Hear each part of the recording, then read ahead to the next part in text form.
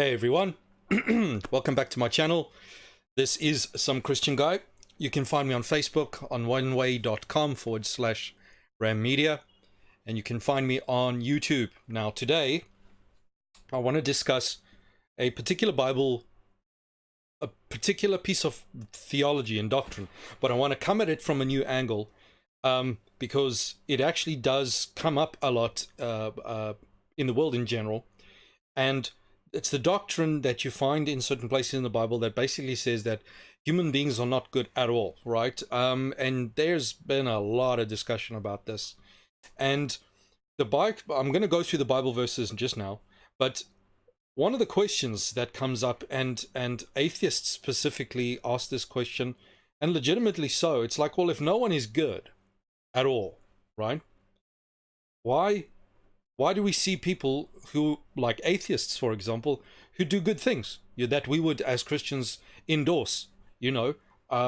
Atheists can be just as there's not basically nothing prohibiting an atheist from being just as decent as a Christian, and indeed many Christians are complete morons, right? You wouldn't want to be neighbors with them, basically, at all, right? Sort of thing. So there's this. Why is this the case, right? It's a good question, actually. It is a legitimate question, and a lot of people attempt to answer this in various ways, and I'm going to take a very, very different approach to it. So this is my own thing, right? My own rumination, my own consideration. I have never seen anyone put anything like this before. I'm not saying I'm the only one or anything, but as far as I'm aware, no one else views it from this way. So this is fairly unique, and I'm going to approach it from looking at, again, for those of you that follow me at all, you'll know I talk about personality trait theory and how personality trait theory is a biological thing, and I'm going to see if we can try explain this by looking at personality trait theory to see if this idea scientifically can be demonstrated. Not purely scientifically, because there's philosophy in here as well. So this is not pure science, but we're taking what science has discovered and researched, and coming in with philosophy and see, well, do these things sort of mesh up, right? So first of all, let's have a look at the verses, right? So the verses that people usually cite are the following. So Mark 10:18, it says, yeah, Jesus said unto them, why callest thou me good? Right? Why are you saying I'm good? And he says, there is no one good but one, and that is God. So the only one that is good is God. He's the only one, right? Absolutely the only one.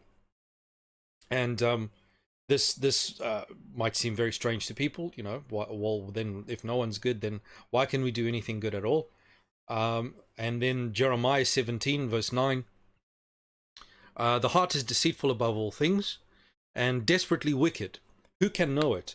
And we find, and here's one of the fascinating things, is that we find in modern times, literally everywhere you look, there's people constantly telling you, follow your heart, follow your passion, follow your heart, follow your passion, right? Your celebrities, all sorts of people.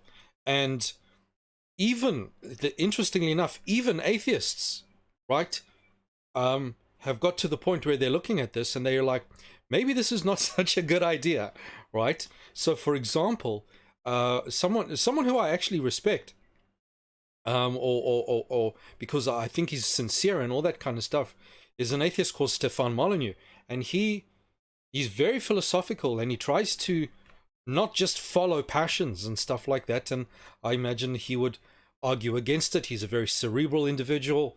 He's not saying be completely and utterly stoic and whatever, but he would say, listen, this just follow your heart business. It doesn't make sense. Leads down hedonism, and increasingly, like even people like Sargon of Akkad and all these kinds of atheists, the more how can you say, intellectual, rational, not those Dawkins types that are just rabid anti-Christians and stuff like that, right? They're actually, an interesting phenomena that I'm seeing is that a lot of these atheists, these really more down-to-earth guys, are actually even in a lot of ways coming to the defense of Christianity, where we say, hang on, and they're saying, we should hold back. You can't just follow the passion. And one of the things that's actually brought this about is the whole social justice warrior campaign, where a lot of atheists are looking at this and they're like, what the hell? And they're seeing and recognizing it, that for what it is, and that is people who do nothing, who abandon all reason, all rationale, all everything, and they do nothing but follow their most base passions, their most base desires, and want to just demolish anything that tries to get in the way, like the ultimate of hedonism, right? So so a lot of these atheists are now beginning to advocate for the traditional family and all these kinds of things. They will still say, let homosexuals be married and all that kind of stuff, but they really, so they're it's not that it is in a dialectical opposition to other sort of varieties of family, but specifically a lot of them are saying, listen, get fathers back in the home, you know repair the family, etc, etc, etc. They're really coming out and saying a lot of this. And I know that Stefan Molyneux a lot, he really decries the demolishing of the traditional family. Is according to, he would say that really is at the root of a lot of issues and stuff like that. And suddenly you start seeing a lot of these atheists sort of almost roll back what the new atheists were like, and say, hang on, we need to put on the brakes here, because this is just, we're like a bunch of lemmings throwing ourselves off the cliff on the name of doing whatever we want and following our passions and our heart. And they say, well, this doesn't really work. So yeah, that's very interesting. The heart is deceitful, and this is the thing, right? Just because you feel something is a particular way, it doesn't mean it's true.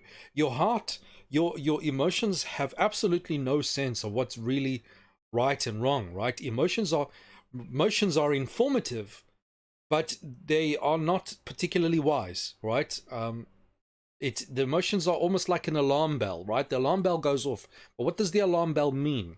Okay, the alarm bell in its own right doesn't tell you necessarily what's going on, right?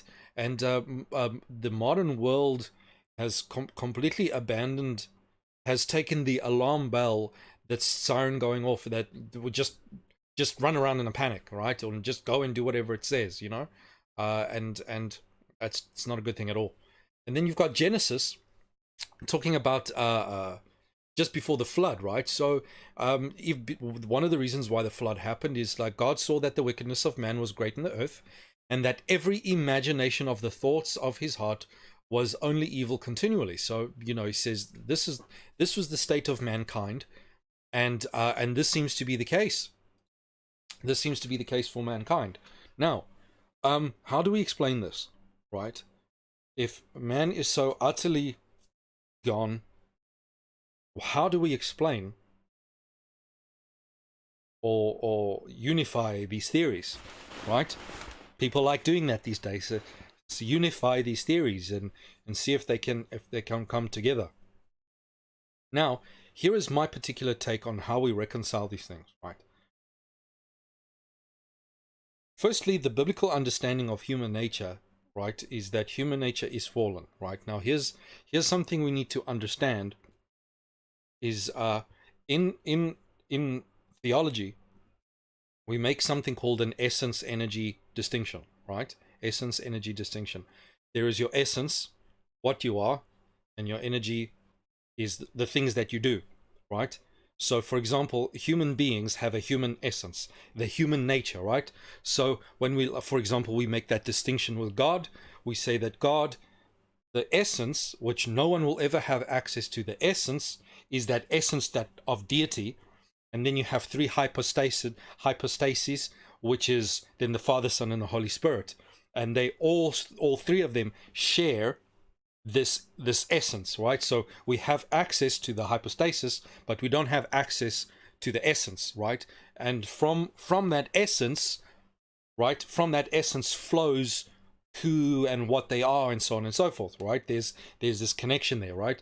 So by analogy, right? And again, this is all by analogy, right? We don't have, because God is so utterly different, we must be careful that we don't take analogies as rigid. This is what it's like. Okay, it's an analogy. So it's the same thing with human beings. We have our nature, right? Our human nature, and then we have then the hypostatic sort of instantiation. So there's human nature that we all share in common, and then there's sort of the hypostatic. There's the you are the individual, and then there's your energy, and your energies flow out. It's what you do. It's what you go out and you build a house and so on and so forth, or you write an essay, and I make this video sort of thing. These are these energies that then flow out from not only my particular hypostatic peculiarity, that is me, Morgan, as an individual, but that is also from so you've got your energy, that's what you do, those are the actions. Behind that is your hypostatic peculiarity, that is the you, and then the you comes from behind it, that's influencing it, is your nature, is your human nature. So generally speaking, we don't behave like dogs. Dogs have their own nature, cats have their own nature, and so on and so forth. And anyone who has pets can see that these things have different kinds of different natures, right? And so on and so forth. And so the human nature is bound within the natural world, right? So as far as the Christian concept of the human nature, we say that when God created, okay, here's the thing, when God created the heavens and the earth and all that sort of thing, he saw it, and he's like, it is good, it's all good. So at that point, man was good, everything was good, okay? And then we have something that's quite key. We had a fall, right? So what happened here? The human nature fell. Okay? There's this fall of, so it is our nature that is fallen. We are no longer good because we have this corruption that leads us towards certain tendencies to be evil and so on and so forth. But now here's the thing. Why then are we capable of any good at all? And to look at this, so because we're biological beings, one of the issues that I take with a lot of Protestants is Protestants have got to this point, and I'm a Protestant, so I'm talking from within the group, right? Is that they have so far separated humanity from its physical form that we've almost spiritualized. We're almost like occultists, right? We've spiritualized away completely and utterly everything, and to the point where the physical body is almost completely inconsequential, right? And then and so it becomes quite problematic, and it is a stumbling block to understanding a lot of things, right? So we are physical beings. Our human nature, even though the human nature is impersonal, is not physical, the hypostatic manifestation of that is physical. It is personal, right? So here's the thing, right? The essence of what it is to be human comes through the framework of the individual, right? Because the individual has a personality. We have a personality. It comes through the personality, right? Now, any Christian you ask will say that we can still look out in nature, right? And even though everything is fallen and there's corruption, we can still see that there is goodness out there. We can still see the hand of God, that not everything is completely for. There's still beauty, there's still decency, and all that kind of stuff, right? But here's the thing. There's not goodness per se, but we can still see the hand of the Creator in it. The energies of the Creator in there, that we can sort of see. There's something there, right? Now, the human essence comes through the architecture of the individual, the architecture of the individual's personality.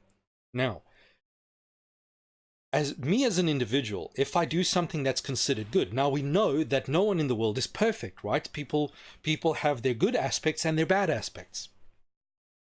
And now, when we use the colloquial language, when we say a person did something good and all that kind of stuff, we're not necessarily using it in the same way as when we speak about good in terms of the theology, what the Bible is talking about. So here's how we understand why can humans do good things, but by doing those good things, it doesn't mean that they're good. Here's an example. If you talk about bravery, when someone is brave, what does it mean to be brave, right? In order for you to be brave, it means that you overcome fear. So bravery necessarily requires the presence of fear in order for it to be a reality. So you can't, so unless a person is afraid and overcomes that fear, you cannot call them brave, right? So if I, if I do something, and this happens a lot, someone will say, Morgan, you are quite brave for being willing to put your views out there for the world, right? And I always tell them I am not actually brave, because in order for me to be brave, it would require that I was overcoming some sort of fear, and it just doesn't. The fear is not there, and it's not because I'm trying to, but it's not there, right? Like some people are afraid of dogs, and some people are not. It's just one of those things, right? Because the personality. Because if you look at my personality profile, we look at the big 5 personality traits, I'm extremely high in assertiveness, right? In extroversion, which is assertiveness and enthusiasm. I'm in like the 97th or 98th percentile, ridiculously high. I'm very assertive, very confident, and I'm also very low in neuroticism, which means that I don't feel, naturally, I do not feel fear easily. So here's the thing. So when I do something that is apparently good, it's not actually good. I'm able to do that because, right? Because I'm merely following my nature, right? I'm not doing anything particularly special. So for example, if you look out in the world, you see a lot of black consciousness and white consciousness, right? And people are basically adulating the fact that, oh, I'm black and how wonderful, or oh, I'm white and wonderful. And that's completely and utterly retarded. Why? Because you did nothing to earn the fact that you were black, that you were born black or white. It's a pure accident of your birth. You did nothing to achieve that, right? You were simply born either black or white, and that's it. Right? And it's the same thing. You get people who are very intelligent, for example, and they like to show off the fact, look at me, I'm so wonderful because I'm intelligent. It's like, that's not a merit. The fact that you are intelligent is not a merit. It's not something, it's something desirable, but it's not something good about you because you did nothing to earn that intelligence. You were fortunate enough to win the genetic lottery that gave you high intelligence. And so that is why it is wrong for you to look, if you are intelligent, to look down on someone who isn't intelligent, because you did nothing to earn that intelligence. And this is how it is with human beings, right? As human beings, we like to believe that we are good and that we are wonderful because we possess certain traits. But at the end of the day, in the vast majority of cases, we have done nothing to earn the traits that we have. If you are fearless, it's not because that is something you've done to eliminate fear from yourself. It's because biologically you're not predisposed to being fearful. And therefore, someone who is fearless should not look down upon someone who is fearful, because in some other way, you yourself will fall short. All right? So any of these kinds of things that you are naturally, by your nature, already predisposed to do, you deserve no credit for, because you're naturally that way anyway. And so then when we look at things, and it just so happens that in the society, and I'm being very sort of agnostic here, and it just so happens, you know, in any particular society, that whatever strength you have is actually considered a strength and then imputed to you as some sort of great thing, right? So for hypothetically speaking, if we had a society where people valued ignorance and stupidity, well, then very low intelligence people would be lauded and they would be wonderful, and then the very intelligent people would be marginalized, and who's to say, you know? So what we are by nature is not what is what is great and what should be imputed to us as good. So even, for example, you take someone who's very, very compassionate, right?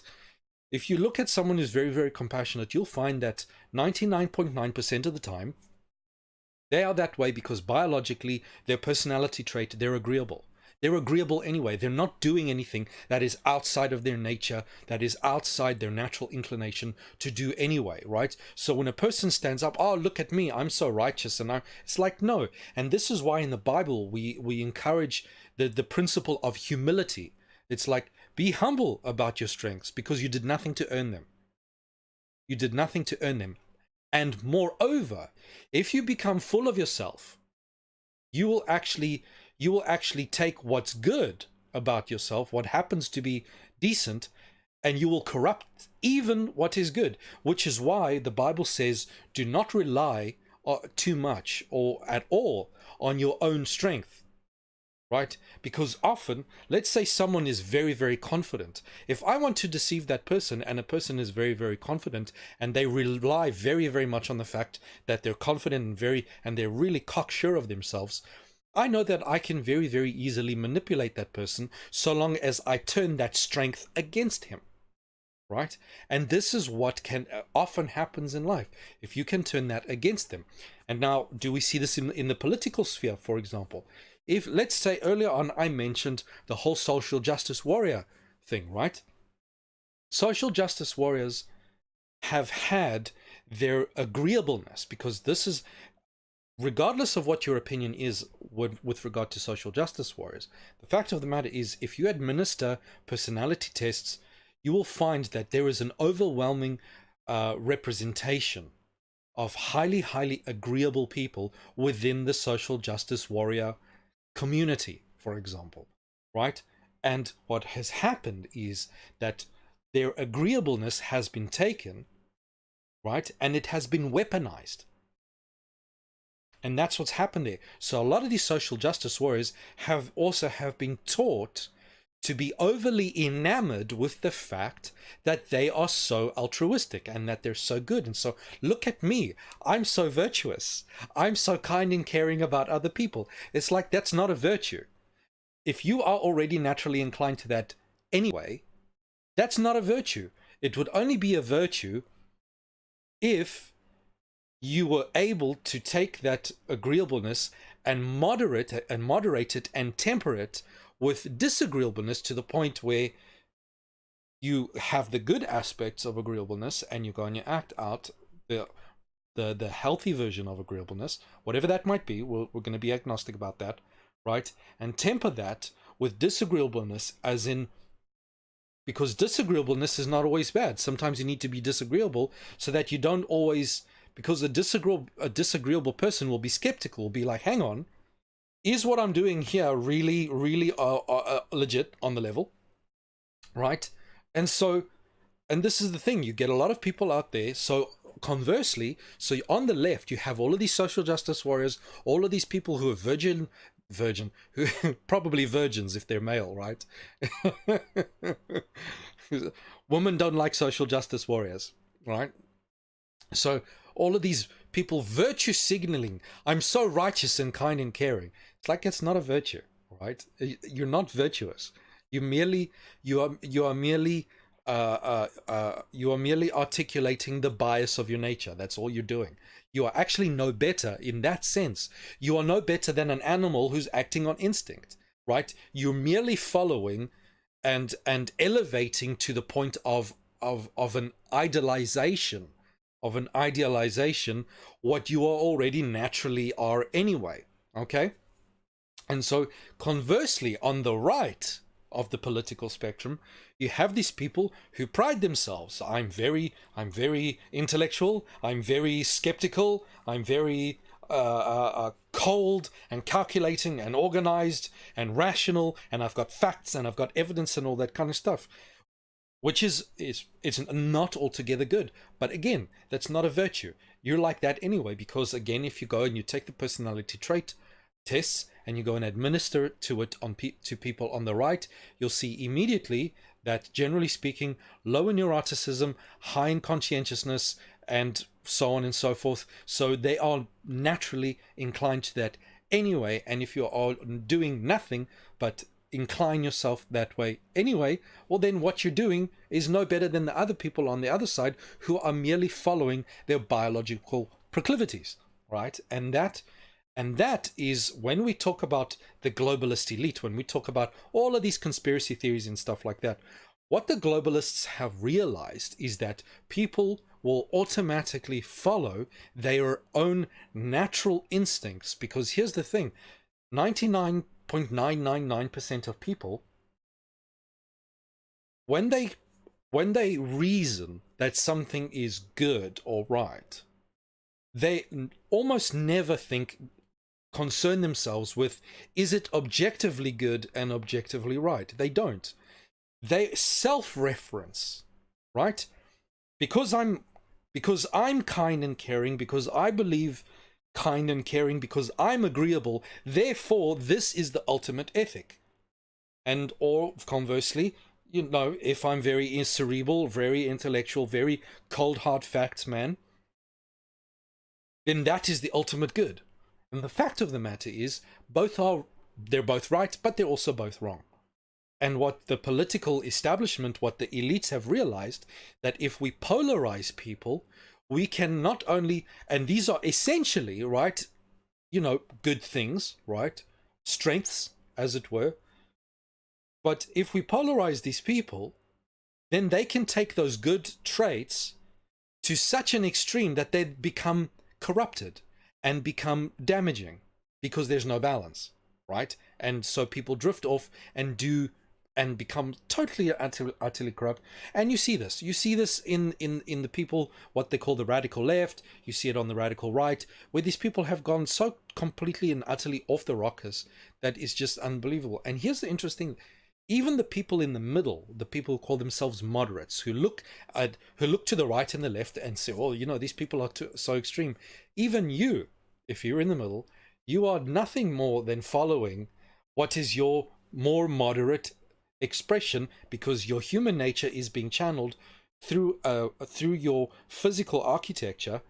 You just happen to be more moderate, right? You're not so ridiculously high in conscientiousness that you're all the way over there. You're the cold hard facts bureaucrat person all the way over there, sitting with like at the 98th 99th percentile of conscientiousness, but you know, and you're just not that person over there who's at the 98th 99th percentile agreeableness over there.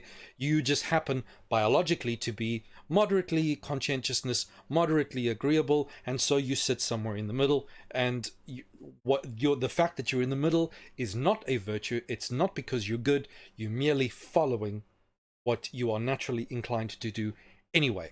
And this is where the Christian ethic comes in. It's why it says no one is good, because even the good things that we do, right, we are doing nothing. And atheists have recognized this, right, where they say, if you really think about it, and they're actually quite right, if you really think about it, right, a person who does something good, right, they still receive that what we call altruistic and stuff like that, and they doubt the nature and whether altruism actually genuinely exists, if there's any such thing as true altruism, right?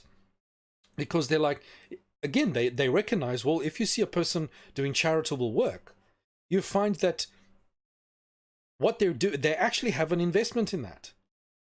They're naturally inclined that way, in that way anyway, and are subsequently receiving a benefit, right? Because if you fulfill your agreeableness, right, your agreeableness nature, then you're like sort of, there's a feedback loop, there's a reward there, right? And if you are in a different way, so this idea of pure 100% altruism probably doesn't exist in the world. As far as they're concerned, they look at these things and stuff like that.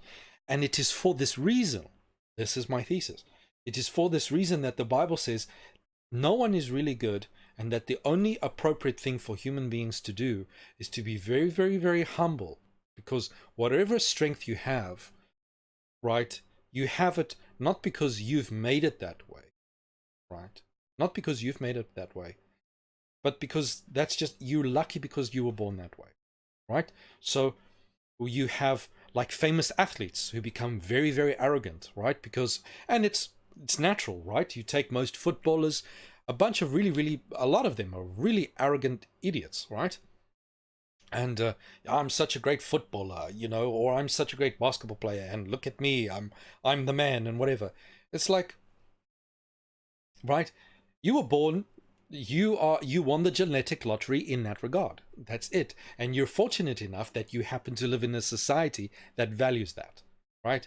So don't sit there and be arrogant. Look at me, how wonderful, greater football player I am. You must all bow to me. No, you should be humble and grateful for the fact that you happen to win that genetic lottery. And this is why the Bible, when it says that no one is good, it's not saying that no one can do good things. Obviously, you can do good things. It is that, be careful, no one is truly good, because a lot of the times when you do things that are considered even objectively good, a lot of the time the only reason you're doing that is because you're that way inclined anyway.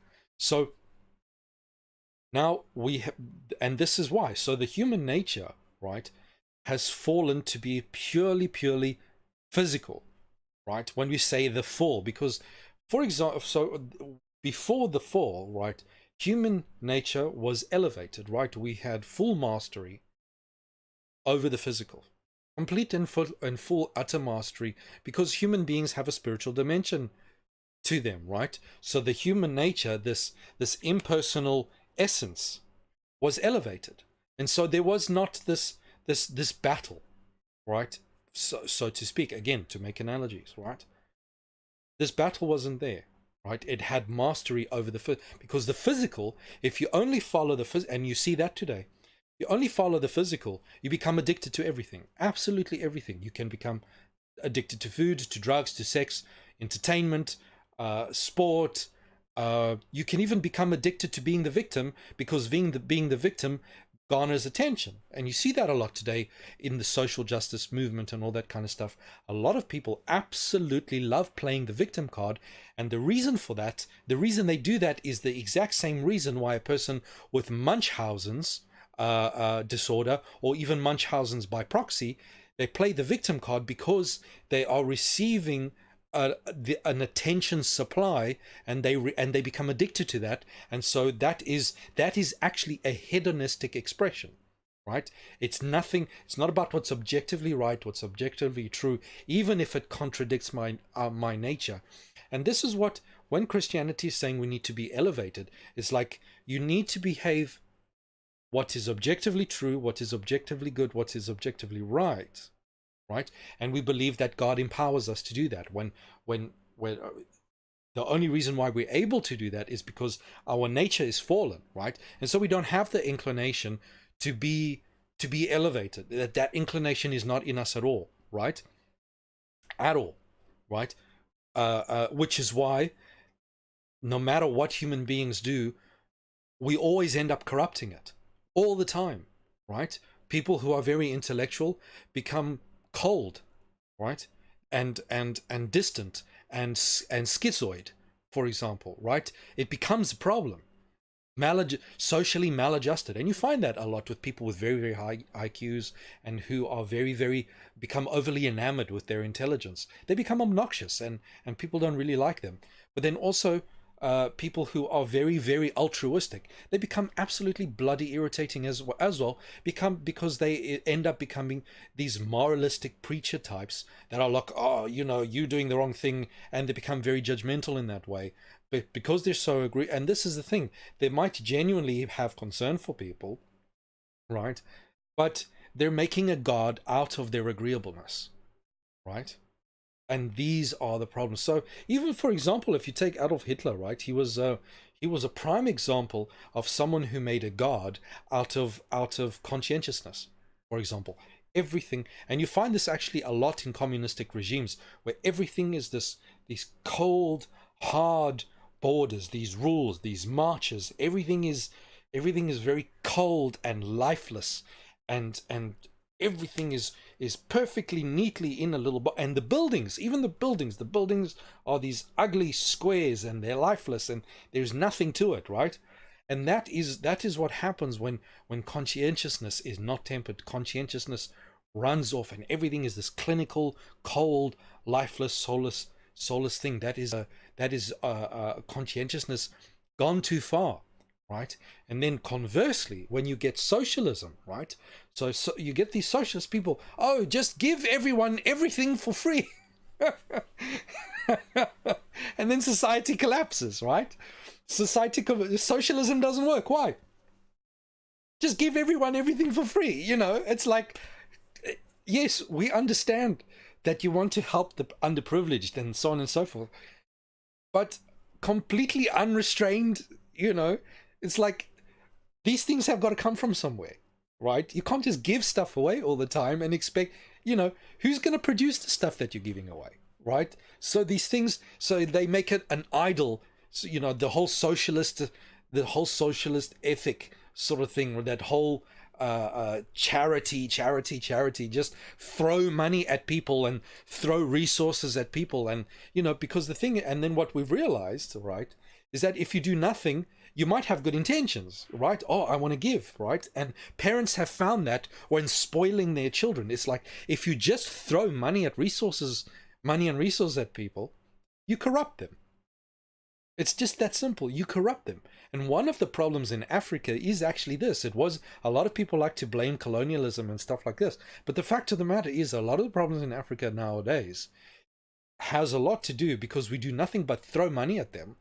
And then those within the society who are corrupt take that money all to themselves and continue to terrorize their own people. And so we haven't solved the problem, because you cannot throw money at them, and people in a very naive, agreeable way, because they want to help, rather than pull back and have a more cold it might be unpleasant for someone who is agreeable. It is unpleasant, but they should rather pull back and say, is this really helping, right?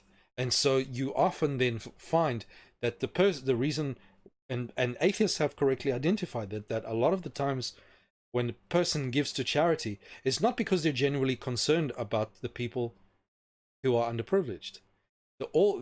Ultimately, what they're doing is they are satisfying the guilt that comes, and that bad feeling that comes from that agreeableness that drives you to do that. So it actually becomes quite a selfish thing. And as human beings, we've forgotten these subtleties. Completely forgotten these subtleties, and we just look at a person who's very charitable or who's very whatever, and we think, oh, how wonderful and good, and it's like, no. And then we start praising them and lauding them. Oh, how brilliant you are. And the person becomes conceited to the point within whatever strength they had becomes a weakness, and they fall by virtue of that strength, because ultimately that strength is not a strength in its own right. It's only a strength properly used if you use it within the right objective consequence, right objective ends, right? There's a telos to why the ends for why you are doing certain things, and that all then ties back to your worldview. If there's a God, there's morality, there's a telos, there's a epistemology. The whole thing ties together. It's not just this one thing in a vacuum on its own. And that is why, no one is really, really good. And the only course, and Christians realize this, the only legitimate course for any human being, right, for any human being, even if you're very successful and very whatever the case might be, is humility. Because you've done nothing, whatever decency you might possess, you've done nothing to earn that. And a lot of the times, right, if you're doing things, if you are well accomplished and all these kinds of things, and if you imagine yourself, oh, I'm good, you should really, really consider, am I really good? Were these things really difficult for me? Right? Or am I just, because here's the thing, a lot of people will look down on someone who's, for example, and this then gives you a very different view of other people, and a lot more humility and patience when you look at other people and you're like, I'm really not better than that person. Because if my biological personality trait was different, I'd probably be doing what they're doing, right?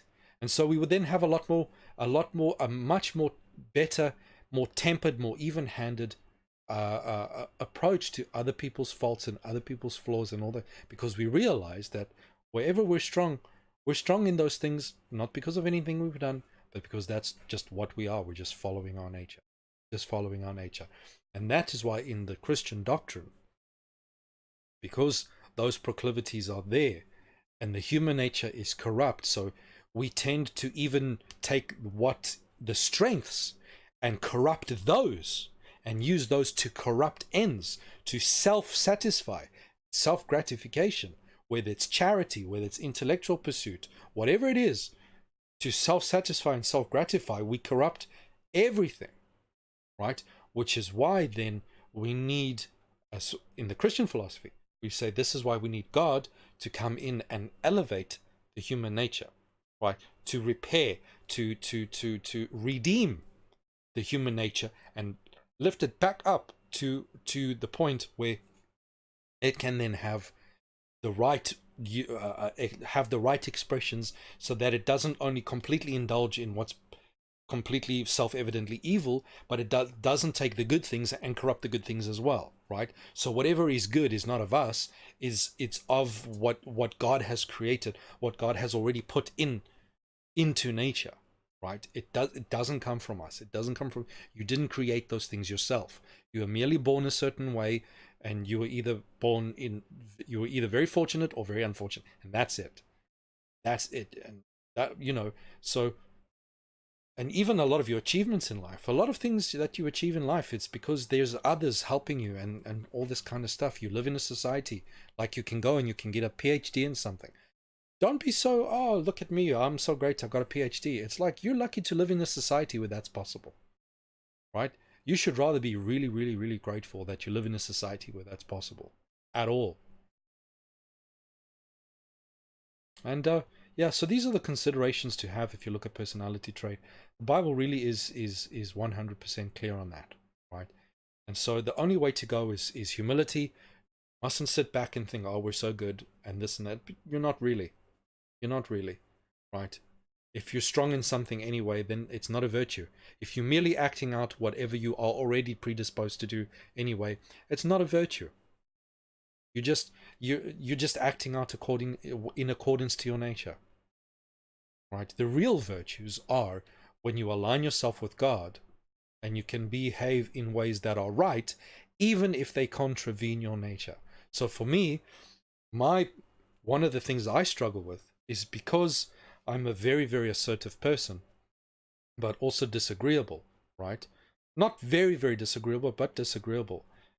I'm very, very easily inclined to want to just, if someone annoys me, to just take them out at the knees, right? You're such a dumbass, and what are you? And just completely wipe them out. And that's wrong. I mean, I was very nihilistic for a long time. And I had to learn, it's like, this is not a very good thing at all, and whatever I'm good at not because I'm wonderful. It's because I won a certain kind of genetic lottery that allowed me to be good at this, and therefore I should have no bias. I have no right to be biased towards what I am biased towards, right? So you have a lot of people, they think that everything is music, everything can be expressed through music, or everything can be expressed through mathematics, or everything can be expressed. It's like, no, you need to appreciate all of it, right? And all of these things don't come from us. These are ultimately, these are expressions of what God has built and what God has designed. And for us to be elevated and redeemed, we need to align ourselves and join ourselves with God, which is why Jesus Christ took on human nature, right? Jesus took on human nature. So Christ, he is, when we talk about these kinds of things, the reason why Christ became incarnate is because Christ took on human nature, right? He had to take on human nature. And so Christ has two natures. He has the divine nature and the human nature.